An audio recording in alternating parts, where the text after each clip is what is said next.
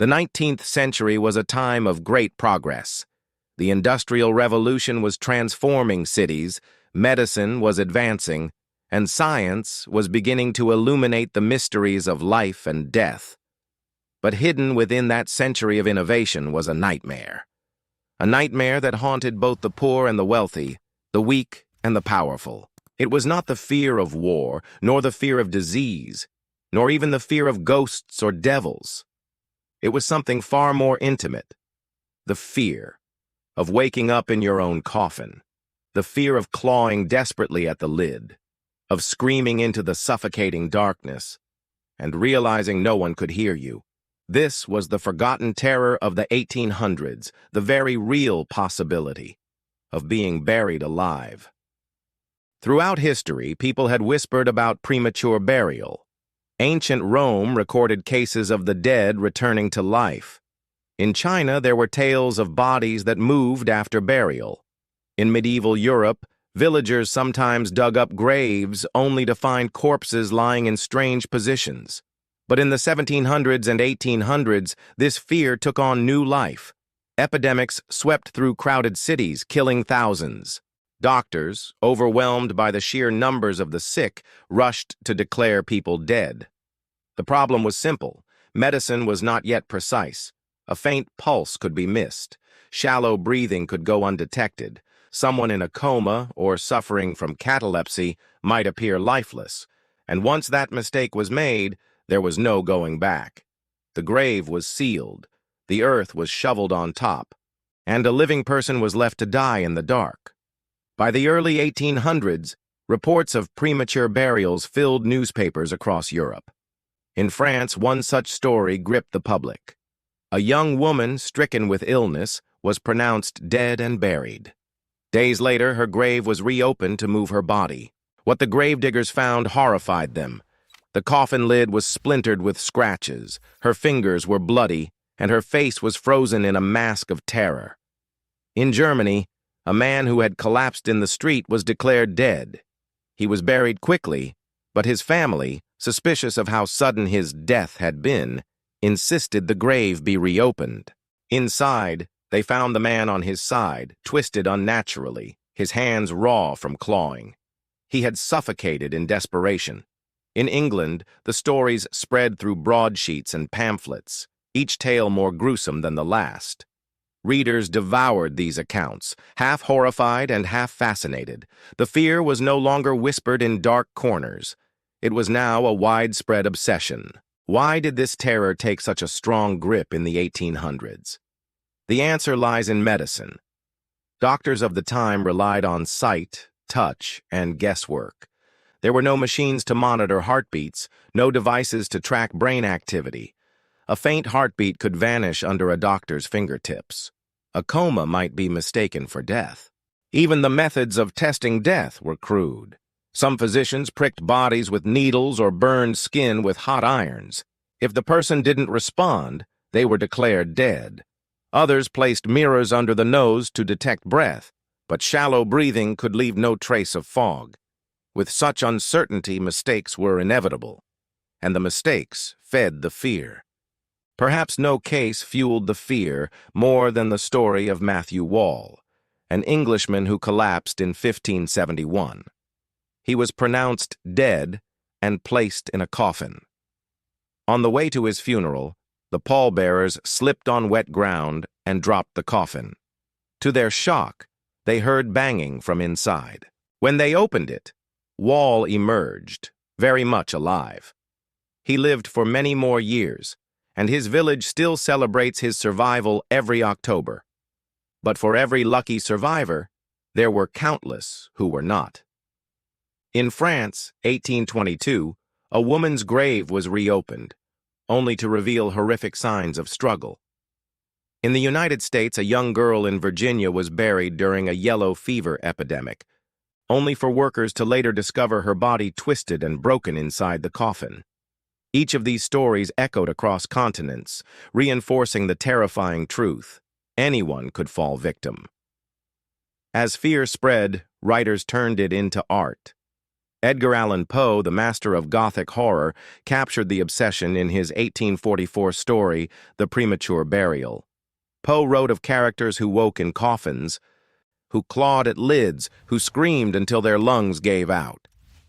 His stories weren't just macabre entertainment, they were reflections of the anxieties of his age. In Germany, pamphlets circulated with woodcut illustrations of people waking underground. In England, songs and poems warned of the sleeping dead.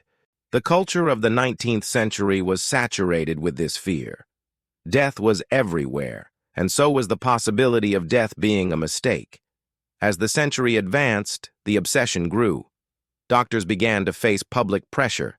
Inventions emerged, devices designed to prevent premature burial. But in the early 1800s, none of that yet existed. All people had was fear. Fear that the body in the coffin might not be truly dead.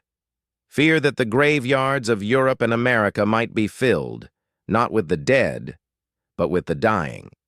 Fear that one day it might be their fingernails that left scratches in the darkness. This was the foundation of a nightmare that would last for generations. In the year 1822, in a small village in France, a young woman suddenly fell ill. Her breathing slowed, her pulse weakened, and by nightfall, she appeared lifeless. Doctors of the time examined her body, and with crude methods, declared her dead. Her family mourned. A coffin was prepared, and within hours, she was buried beneath the earth. But days later, when her grave was reopened, horror awaited. The coffin lid was shattered with deep scratches. Her fingernails were torn and bloodied, her body was twisted, her face frozen in a mask of sheer terror. The truth was undeniable. She had awakened in the grave, and she had fought until her last breath was gone. This was not an isolated case. In England, a man named Matthew Wall collapsed one morning in 1571. His body was cold, and he showed no signs of life. He was placed in a coffin, carried by pallbearers to the churchyard. But fate intervened. As they walked the damp streets, they slipped and dropped the coffin. To their shock, banging came from inside. They pried it open, and there was Wall, gasping for breath. He lived for decades after, and his survival became legend. And across the Atlantic, in the young United States, the same nightmare appeared. In New York, newspapers told of a young girl buried during a yellow fever outbreak. Days later, when the family insisted on reopening her grave, her body was discovered twisted violently in her coffin. Her fingers broken, her face contorted in agony. In New Orleans and in the plantations of Virginia, similar stories circulated. Hasty burials, sealed graves, and corpses discovered with unmistakable signs that they had not been dead at all. These stories spread quickly, carried by word of mouth, by newspapers, and by rumor. They ignited panic that anyone, rich or poor, might meet the same fate. The 19th century was ravaged by epidemics: cholera, yellow fever, typhoid. Cities overwhelmed with death did not have the luxury of time. Corpses piled high in the streets, graves were dug in haste, families buried their dead within hours to prevent disease from spreading. But not all the bodies were corpses. Gravediggers later told of muffled sounds in mass pits, the faint cries of the not yet dead. Some who were buried shallow managed to claw their way back to the surface, discovered days later, delirious and traumatized. In Germany, one cholera outbreak claimed thousands.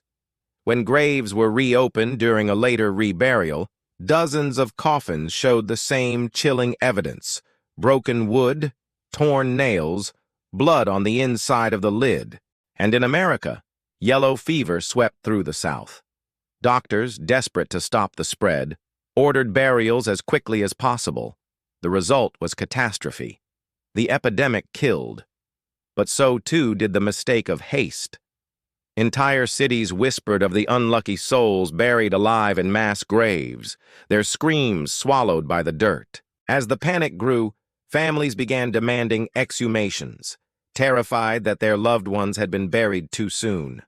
Priests, doctors, and officials often resisted, but when graves were opened, what they found only deepened the fear. Bodies twisted violently, turned onto their sides, coffin lids scratched until splintered. Fingernails missing, fingers bloodied, some corpses with torn lips and tongues, signs of screaming until breath was gone. A priest in Bavaria described the sight in his diary. The young woman lay on her side, her face turned upward, her hands bloodied. It was as if she had been pleading with heaven itself. We had buried her alive. A gravedigger in France gave testimony that still chills to this day. When I opened the coffin, the body was not still. The head was twisted, the mouth wide as if caught in a scream. Her gown was torn. It was as though she had risen and fought, only to be defeated by the earth above her. Every exhumation confirmed the nightmare, and with each discovery, the terror spread further. Imagine living in the 1800s knowing these stories.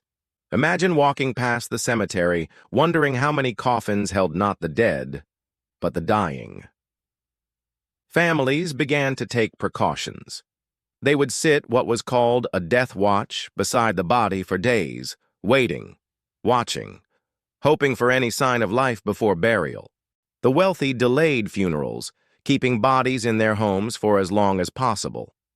Some demanded that coffins be fitted with windows or breathing holes, and for those who could not afford such measures, there was only dread.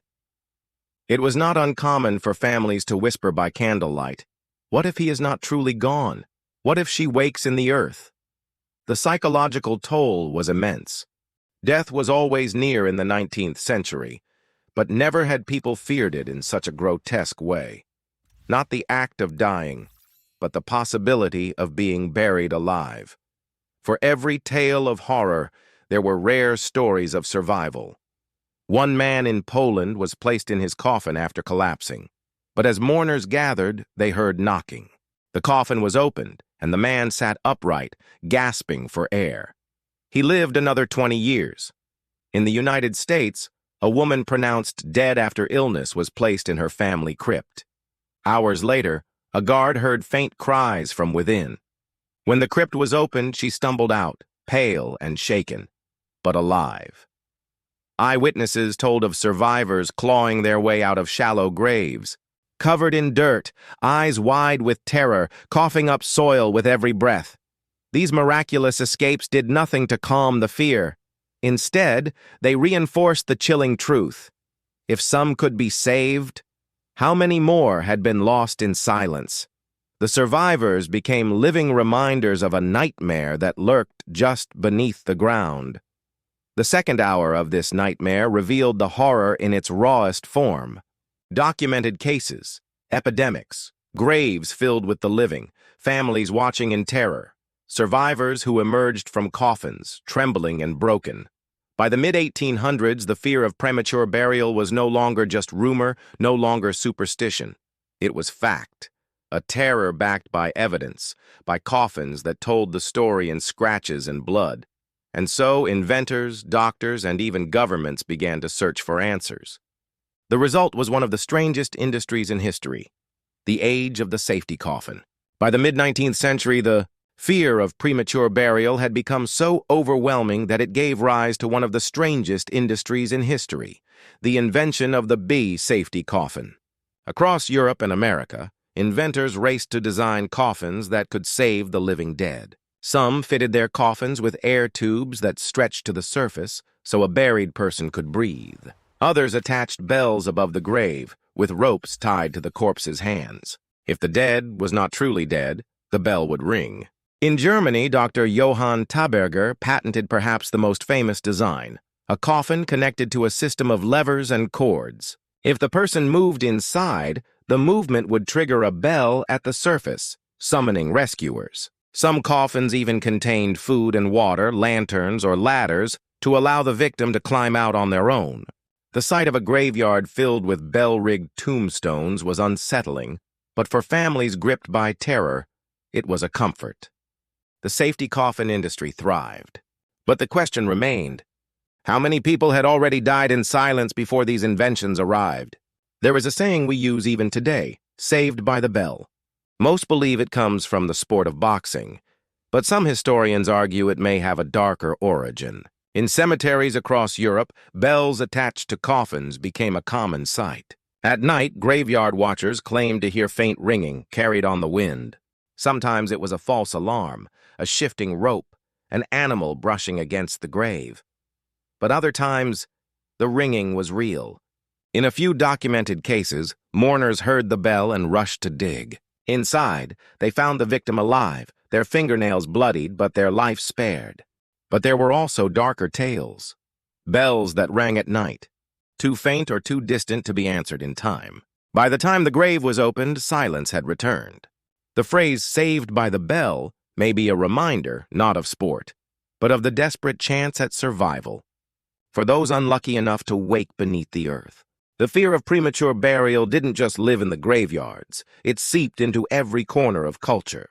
In literature, Poe's stories terrified readers. His works were echoed by other Gothic writers across Europe, each spinning tales of the living dead.